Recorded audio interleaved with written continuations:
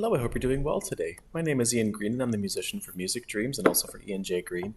And here what I'm going to be doing today is discussing a short topic, which is part 5 of Applied Chords, which is Unit 5 in the Level 10 harmony course that's taught through the Royal Conservatory of Music. It's my pleasure to be here to help with just a couple of little tips. And what we're going to be discussing on my computer here is something called the Chromatic Descending Fifths Sequence. Now this specific topic can be found on page 78 in your textbook. What I'm going to be doing is discussing the purpose of this and also how composers use this musical idea to enhance the drama and the tension within a short progression. Now this, like we have with the descending fifth sequence, it's a sequence of chords that are all a fifth apart from each other. So you could have a variety of different chords that work together. Now, a chromatic descending fifth sequence is basically a chain of applied dominant chords that actually result in resolving to the next chord, which is then the chord of the applied dominant of the next chord. So there's no real sense of resolution. In the previous videos, we've discussed how applied chords resolve to something different, to a different tonic, if you will. So dominant seventh of 2 instead of dominant seventh of tonic. But now what composers have done is they've thought, okay, I'm going to put a dominant seventh of 2, but I'm going to then resolve to another dominant seventh of another dominant seventh of something else. So there's no real sense of conclusion because the applied dominant seventh or applied diminished seventh chord is not resolved to a full 4-note or tonic triad of sorts. There's just a sense of tension because we have that sound of the dominant seventh kind of continually moving. And it really creates some neat effects. So something that we can also think about is that we'll see chromatic writing in the sense that because the secondary dominant of the chord that is occurring goes to another secondary dominant, these chords are not part of the original diatonic scale. So they're easy to find.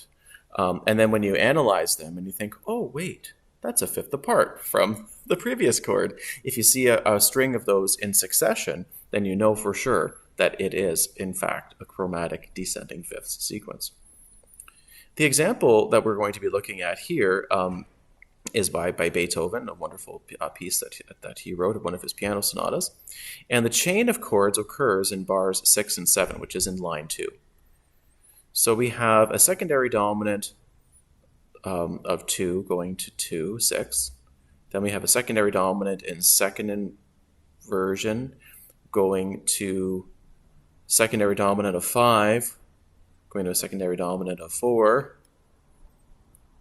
going to basically a cadential 6-4-7-5-3 resolution to 1.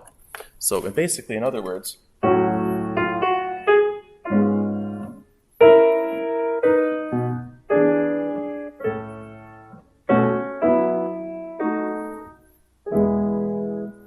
so secondary dominant, secondary dominant.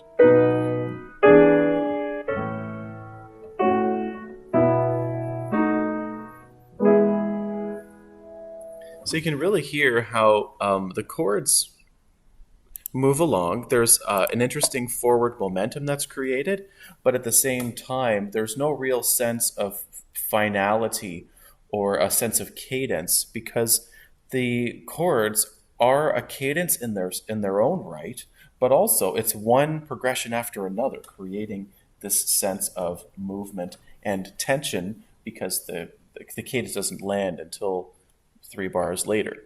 Here's an example. I'll play from the beginning of the piece.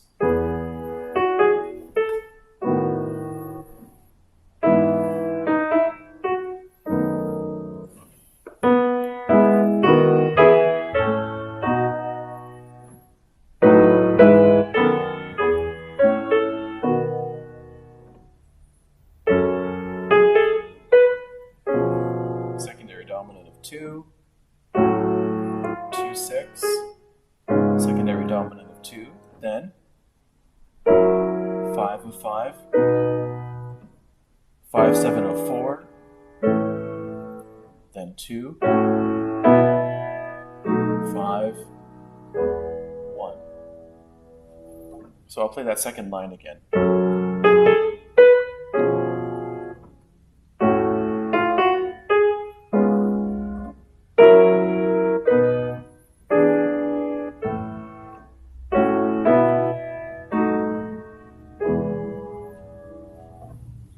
So there's a really interesting sequence that occurs because the progression basically moves really quickly from one cadence point to another, in the sense that I say cadence with air quotations because the secondary dominant wishes to go to to decorate a chord, but because that secondary dominant doesn't completely resolve to another four-note chord or triad, it goes from secondary dominant to secondary dominant. There's this sense of tension as we try to figure out how to land on getting the ear to hear that cadence.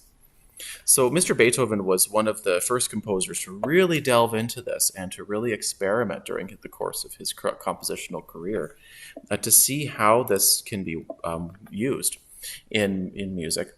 And as a result, we have a treasure trove of other composers who were influenced by Mr. Beethoven's experimenting to really see not only this theoretical concept and how it works, but also how it sounds really amazing and really builds the tension and the musical interest when it's used properly. So the important things to think about are when you're using secondary dominants, you can use a secondary dominant in a chromatic sequence like this, which is chromatic descending fifths. The important thing is to think about the concept of where the chords are being resolved and also to check for any accidentals. And if you see similarities that look like applied dominant chords and also look like a descending fifths sequence, it's very likely it's a chromatic descending fifths sequence because of that extra push of the secondary dominants that are used in succession or directly following one another. I hope this tutorial is somewhat helpful, and it's really fun to look at these very advanced concepts and try to pick them apart a little bit to create study notes while you're learning your music theory. Thanks for watching. I look forward to seeing you next time, and until then, bye for now.